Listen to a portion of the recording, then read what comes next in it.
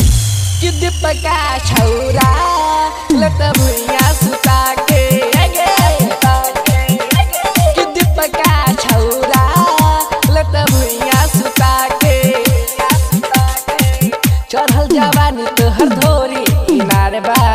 देखी के छौरा सब भइल छिनार बा दीपका छौरा लत भुइया सुता के दीपका छौरा लत भुइया सुता के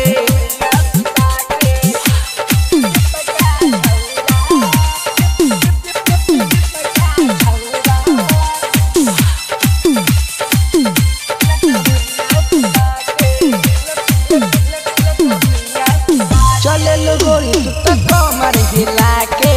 छौरा के रख दलहु पानी पिला के चले लो गोरी तू तो कमर हिला के छौरा के रख दलहु पानी पिला के दिन दुपहरिया घूमे बजरिया लड़के छौरा पता के हरिशंकरा छौरा ले तो चपिया बिछा के कि डीजे वाला छौरा ले तो भुइया सुता के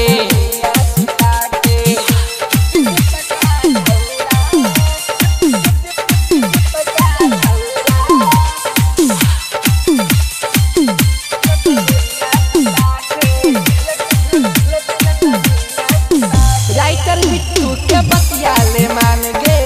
नहीं तो फार जतो तो हर सामान गे हे गे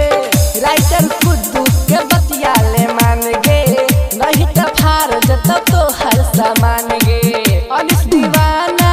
भेल बेगाना ले तो तोरा बता के गे कि अनिलवा छौरा ले तो भुइया सुता के पंकजवा छौरा ले तो भुइया सुता के कि दीपका छौरा